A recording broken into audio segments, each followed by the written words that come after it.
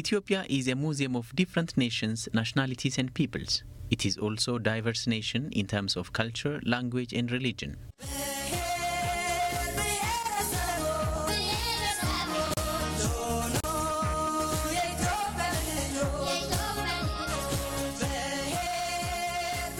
Such diversities were not celebrated by the past Ethiopian regimes. They were denied the right to develop and enrich their cultures, languages and history, among others. Despite the oppression and repression that the peoples of Ethiopia federalism is not a luxury thing for Ethiopia. And totalitarian it is the only solution in addressing the inequalities used to be seen in the past regimes. The system recognizes the identities of the Ethiopian nations, nationalities and peoples. This does not mean that the system is a medicine for every problem.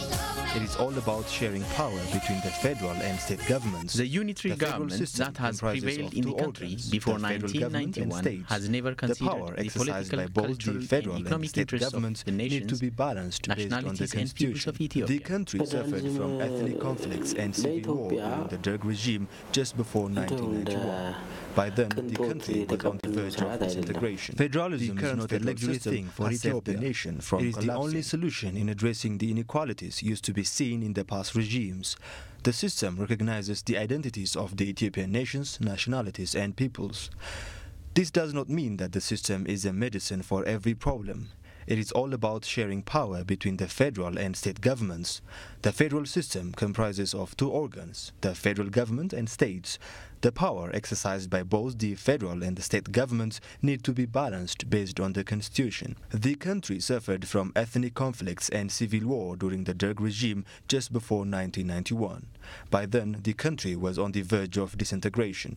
The current federal system has saved the nation from collapsing. Federalism really, it may have so many different meanings for so many different places or countries, but in Ethiopia today, knowing the background and where we started and where we are going now, it shows that every Ethiopian feels. The reason is it is difficult to manage them by the single centralized and unitary government. Federalism is important for countries with diversity and large land size. Following the demise of the Derg regime, the Ethiopian nations, nationalities and peoples, through their representatives, have ratified a new democratic constitution in December 1995. The constitution gives equal recognition for all types of diversities in the country.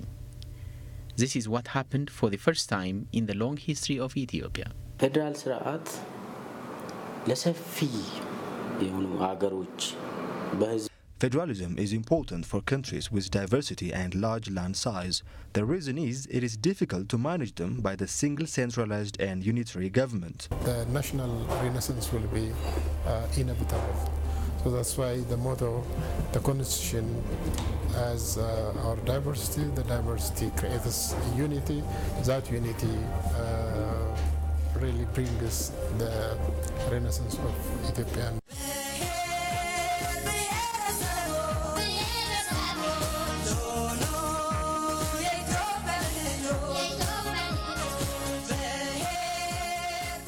The newly adopted constitution has paved the way for the formation of federal system that have a federal and 9 state governments. For Ethiopia, federalism is the only tool in which the country could accommodate its diversity and avoid conflicts among nations, nationalities and peoples. Federalism is not associating with conflict. Rather, it is an instrument to resolve conflicts. Because especially countries having diverse societies may choose federalism as a form of system of governance to maintain unity. Okay, so by avoiding the existing conflicts. For instance, let's take Ethiopian experience. So Ethiopia, why choose Ethiopia federalism? It was in the civil war, it was a protracted conflict before 1991. Rather, establishing a sustainable and peaceful governance system is very important goal. So to achieve this goal, and then to respond the existing questions, especially there was a national question in the Ethiopian political system, which was a long-standing question and demands by nations' nationalities. So to recognize the diversities of the country's situation, whether that is nation nationality or ethnic based or language, religion, and so on. To accommodate this, federalism was a very important instrument to, by allowing self-government to nationalities of the people, and then maintaining unity by implementing the shared rule political system of the country. So it is an instrument to avoid conflict rather to instigate conflict.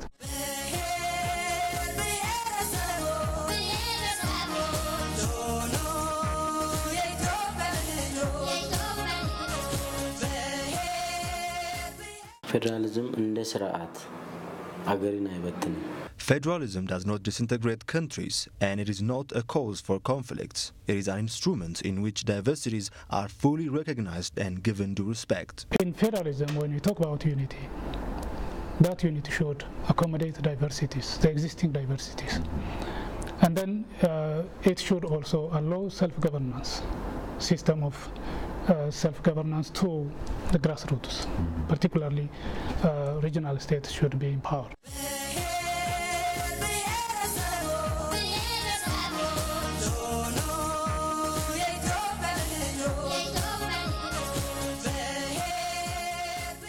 The institutionalization of the federal system has brought a democratic unity that celebrates diversity.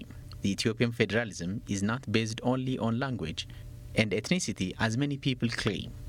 The country's federal arrangement has taken into account the history, economic relations, and the settlement patterns of the peoples of Ethiopia.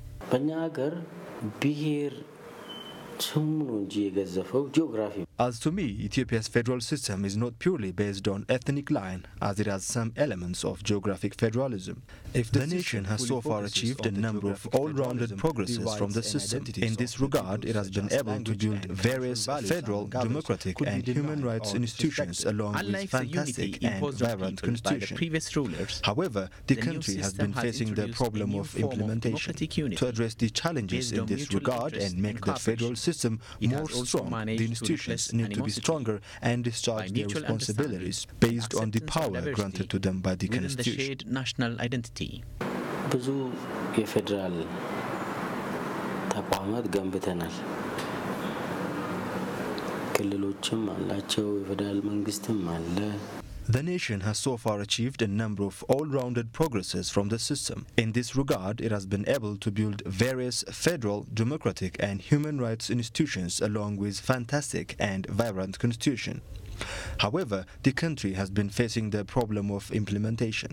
To address the challenges in this regard and make the federal system more strong, the institutions need to be stronger and discharge their responsibilities based on the power granted to them by the Constitution. It saved my country from disintegrity, and it brought peace and sustainable development. So federalism for Ethiopia, it's fundamental shift and fundamental change from a dark situation to a bright and a long sustainable development track.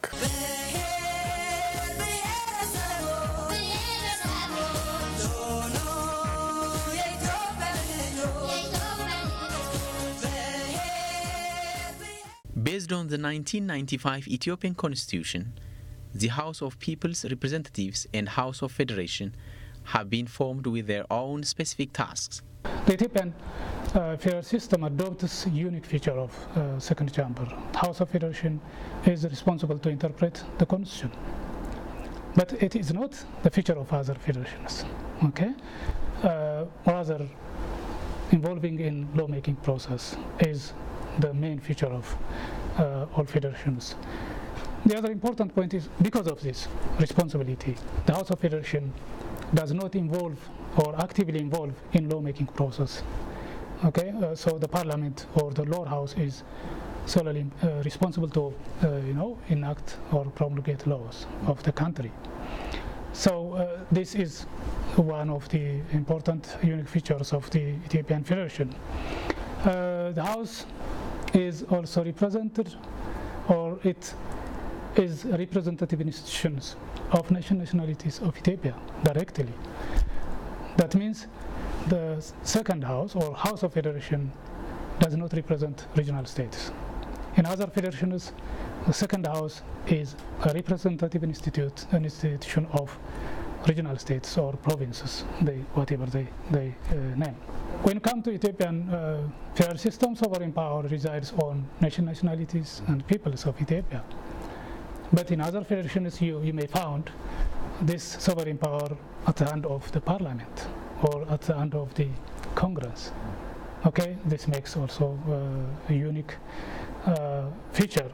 Article 39 of the Constitution talk about the rights of nations, nationalities and peoples of Ethiopia. The article is famous among opposition and academic circles because it gives full right to people of the country, which includes the right to self-determination up to secession. This is seen as guarantee of Ethiopian nations, nationalities and peoples who feel hurt by the previous regimes. Besides, it is a cornerstone to the democratization of the country. The Ethiopian Constitution, the federal constitution and a federal system adopts secession clause. Self-determination up to secession is allowed in Ethiopian federal system, but in other federations you can't find nowadays. Of course, the previous times in USSR and Yugoslavia, these kinds of clauses were part of their constitution.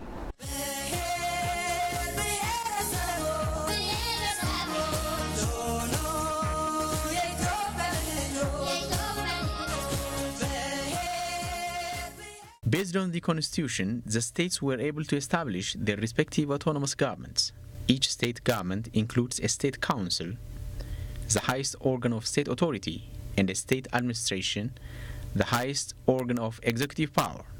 The state council is the highest political authority. It defines the state's policy and has all legislative, executive and judiciary powers regarding the state. The new constitution has come up with a federal framework, as a result of which each state, all the states have their own justice systems, which means they have their own court systems, they have their own police institutions, they have their own prosecution institutions, and of course they do have their own prison administration as well. And as a result of this arrangement, I think the basic result of this is justice has become close. And in my opinion, our justice, our judiciaries, our courts are more independent than they were ever before. Not only in practical terms, but also in normative terms, in terms of legal framework. If one compares the Constitution as the legal framework, the level of independence in the Constitution, in the current Constitution, and compare it with the Constitution, with the three constitutions we had in our history. The formation of the 9 states set the basis not only for the decentralization of state power, but had also ushered a wide range of opportunities for nations, nationalities and peoples living in the federal states.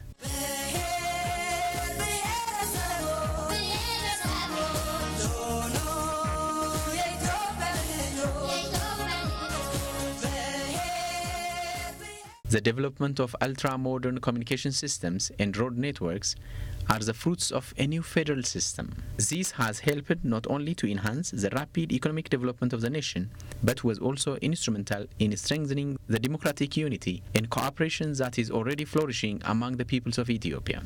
Our system is introducing 2 huge things, as I can say. That means democratic system of governance and federalism. These 2 things are very different. You can exercise federalism without adopting democratic system, but it is highly associated with democratic system of governance. Without having such kinds of democratic system of governance, you can't apply federalism as the principles set there. Unity can be maintained through accommodating diversities. Okay, there are 2 views, of course.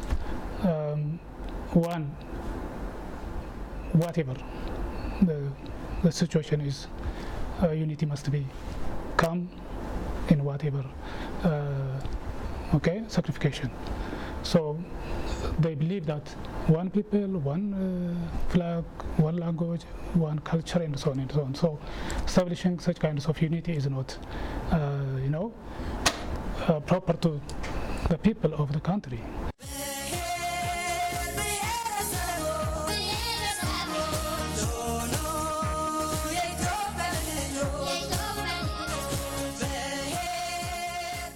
The Ethiopian federal system has put in place a system in which possible conflicts could be resolved in the democratic and legal platform through the House of Federation and the Council of Constitutional Inquiry. Today, Ethiopia's federal system has become a model for several African countries.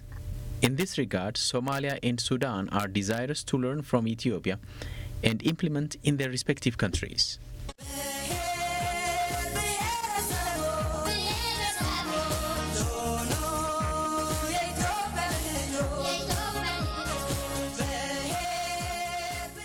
The Ethiopian federal system has enabled the nation's nationalities and peoples in the country to freely practice their culture and promote their heritages through various media platforms and arts.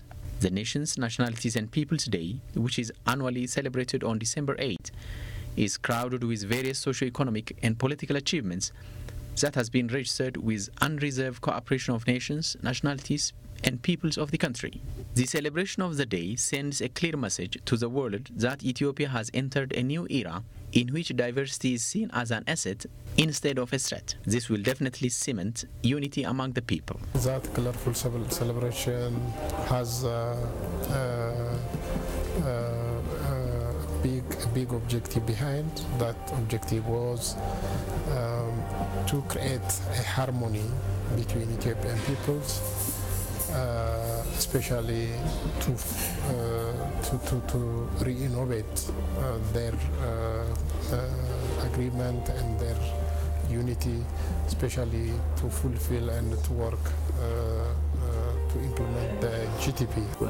For a country like Ethiopia to have a day that specifically says let's celebrate our diversity and our unity at the same time, I think is a fantastic holiday. So I hope that spirit really continues to grow in Ethiopia, because it's the one that's going to really create the foundation of unity and prosperity.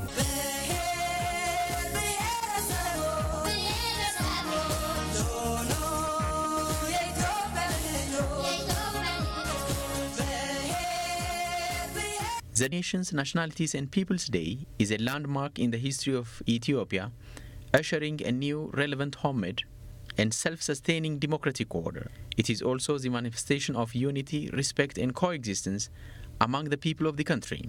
December 8 is marked under the backdrop of nationwide attempts to enhance democratic unity that is based on the goodwill of the people of Ethiopia.